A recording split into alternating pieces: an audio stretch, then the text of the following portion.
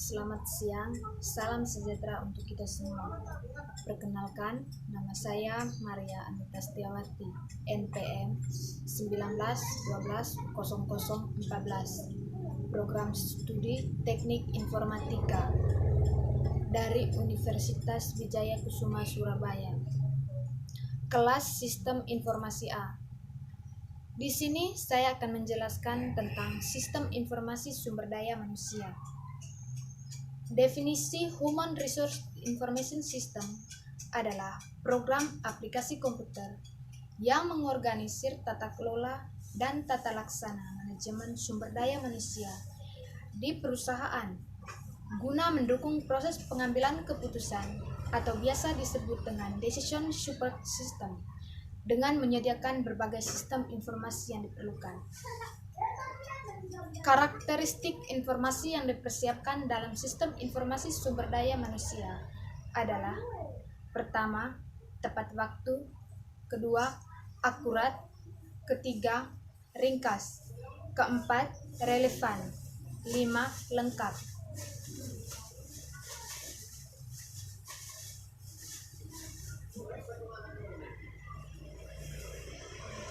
Fungsi Human Resource Information System memiliki 4 kegiatan utama, yaitu 1. Perekrutan dan penerimaan. Sumber daya manusia membantu menerima pegawai baru ke dalam perusahaan. Sumber daya manusia selalu mengikuti perkembangan terakhir dalam peraturan pemerintah yang mempengaruhi praktik kepegawaian dan menasihati manajemen untuk menentukan kebijakan yang sesuai. 2. Pendidikan dan pelatihan.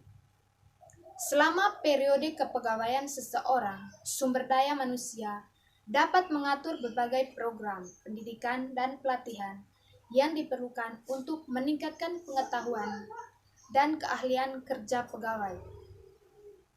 3. Manajemen data.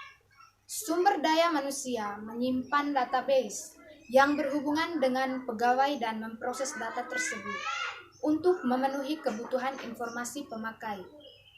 4. Penghentian dan administrasi tunjangan. Selama seseorang dipekerjakan oleh perusahaan mereka menerima paket tunjangan. Setelah penghentian, sumber daya manusia mengurus program pensiun perusahaan bagi mantan pegawai yang berhak. Model Human Resource Information System dapat dilihat dari input, proses, dan output. Input Human Resource Information System terdiri atas 3 subsistem, yaitu 1. Subsistem SIA atau Sistem Informasi Akuntansi. Sistem Informasi Akuntansi menyediakan data akuntansi bagi Human Resource Information System sehingga database berisi gambaran yang lengkap dari sumber daya personil, baik keuangan maupun non-keuangan. 2. Subsistem penelitian sumber daya manusia berfungsi untuk mengumpulkan data mulai dari proyek penelitian khusus. Contoh, penelitian suksesi, analisis dan evaluasi jabatan, penelitian keluhan. 3. Subsistem intelijen sumber daya manusia berfungsi mengumpulkan data yang berhubungan dengan sumber daya manusia dari lingkungan perusahaan yang meliputi: pertama, intelijen pemerintah. Pemerintah menyediakan data dan informasi yang membantu perusahaan mengikuti berbagai peraturan ketenaga kerjaan. 2. Intelijen pemasuk. Pemasuk mencakup perusahaan seperti perusahaan asuransi yang memberikan tunjangan pegawai dan lembaga penempatan lulusan universitas, serta agen tenaga kerja yang berfungsi sebagai sumber pegawai baru. Para pemasuk ini menyediakan data dan informasi yang memungkinkan perusahaan melaksanakan fungsi perekrutan dan penerimaan. Ketiga, intelijen serikat pekerja. Serikat pekerja memberikan data dan informasi yang digunakan dalam mengatur kontrak kerja antara serikat pekerja dan perusahaan. Yang keempat, intelijen masyarakat global. Masyarakat global menyediakan informasi yang menjelaskan sumber daya lokal seperti perumahan, pendidikan, dan rekreasi. Informasi ini digunakan untuk merekrut pegawai dalam skala lokal, nasional, dan internasional, dan untuk mengintegrasikan pegawai yang ada ke dalam komunitas lokalnya. Yang kelima, intelijen masyarakat keuangan. Masyarakat keuangan memberikan data dan informasi ekonomi yang digunakan dalam perencanaan personil. Yang keenam, intelijen pesaing. Dalam industri tertentu yang memerlukan pengetahuan dan keahlian yang sangat khusus, seperti industri komputer, sering terjadi perpindahan pegawai dari suatu perusahaan ke perusahaan yang lain. Beberapa perusahaan memandang pesaing mereka sebagai sumber pegawai baru yang baik dan mengumpulkan informasi mengenai praktik personalia pesaing dan mungkin informasi perorangan yang berpotensi untuk direkrut. Kemudian, dari model subsistem input Human Resource Information System dimasukkan ke dalam suatu database yang telah dirancang oleh perusahaan tersebut. Database Human Resource Information System bukan hanya dapat mengenai pegawai, tetapi juga mengenai perorangan dan organisasi di lingkungan perusahaan yang mempengaruhi arus personil. Output Human Resource Information System terdiri atas 6 subsistem, yaitu 1. Subsistem perencanaan kerja merupakan informasi yang dibutuhkan oleh manajer atau untuk merencanakan kebutuhan tenaga kerja dalam jangka pendek dan jangka panjang. Informasi ini meliputi informasi untuk analisis perputaran tenaga kerja, anggaran biaya tenaga kerja, dan perencanaan tenaga kerja itu sendiri. Yang kedua, subsistem perekrutan merupakan informasi-informasi yang dibutuhkan untuk pengadaan tenaga kerja secara eksternal maupun internal.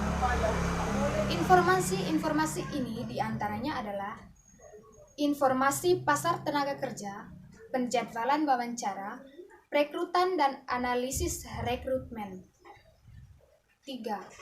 Subsistem manajemen angkatan kerja merupakan informasi-informasi yang dibutuhkan untuk mengelola sumber daya manusia di dalam organisasi.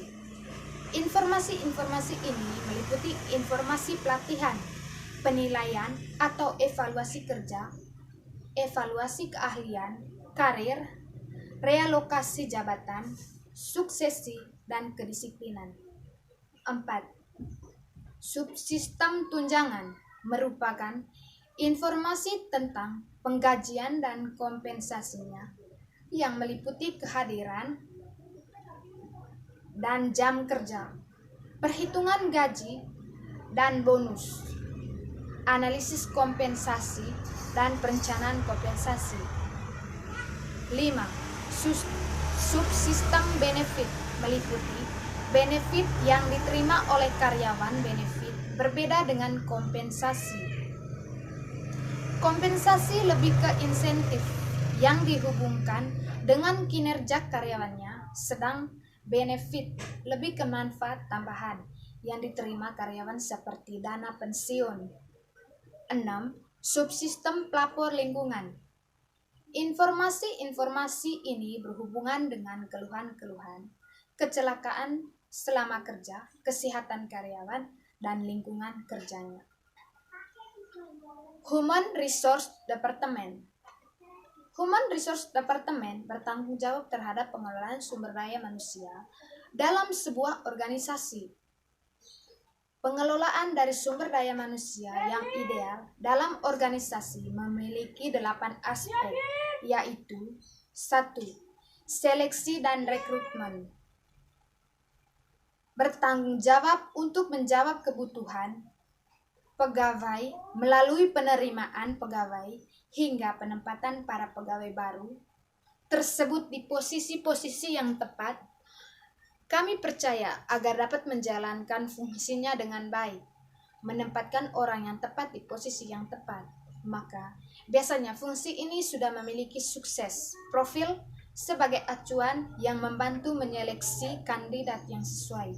Sedangkan untuk metode seleksi biasanya sangat bervariasi, mulai dari psikotes, interview, skill, tes, referensi, maupun assessment center.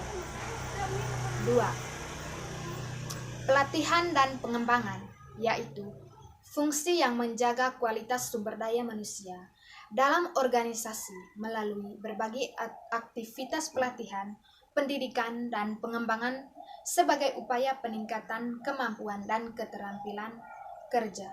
Aktivitas ini dapat dilakukan secara internal maupun eksternal. 3. Compensation and benefit berfungsi untuk menyusun strategi hingga implementasi atas seluruh kompensasi yang diterima kepada pegawai yang mengacu pada kondisi pasar. 4. Manajemen kinerja merupakan upaya monitoring kesenjangan antara standar kinerja yang diharapkan dengan aktual kinerja yang ditunjukkan. Pilar performance manajemen bertanggung jawab untuk merancang sistem hingga implementasi penilaian kinerja para pegawai hingga laras dengan objektif yang harus dicapai oleh organisasi. 5. Perencanaan karir bertanggung jawab atas pengelolaan perencanaan dan jenjang karir bagi seluruh anggota organisasi. Fungsi ini menjawab setiap pegawai memiliki jalur karir menurut tugas, tanggung jawab, dan kompetensi yang ia miliki. Mengacu kepada kondisi jangka panjang karir setiap pegawai akan ditentukan oleh kelompok kerja di mana masing-masing pegawai bekerja. Namun, dengan mempertimbangkan besarnya organisasi masing-masing, penyeberangan karir dari setiap kelompok tidak dapat dihindarkan, atau bahkan berpindah dari satu kelompok ke kelompok lainnya. 6. Hubungan karyawan berfungsi sebagai internal bagi setiap kebutuhan pegawai terhadap informasi, kebijakan, dan peraturan perusahaan. Fungsi ini juga penting untuk menggali input-input dari pegawai mengenai berbagai aspek dalam organisasi. 7. Suppression manajemen, yaitu fungsi yang mengelola seluruh tindakan pemutusan hubungan kerja dalam organisasi banyak yang disebabkan karena normal, suppression, pensiun, habisnya masa kontrak, atau meninggal. 8. Personnel Administration and Human Resource Information System bisa dikenal dengan personalia untuk kepegawaian adalah fungsi yang mendukung terlaksananya fungsi yang lain. Secara umum, fungsi ini bertanggung jawab terhadap employee database, dan pembayaran benefit lainnya, pinjaman karyawan, absensi, pencatatan cuti tahunan. Masing-masing pilar inilah yang akan menopang kinerja fungsi dalam organisasi untuk dapat menghasilkan sumber daya manusia berkualitas untuk menjawab kebutuhan bisnis dalam organisasi.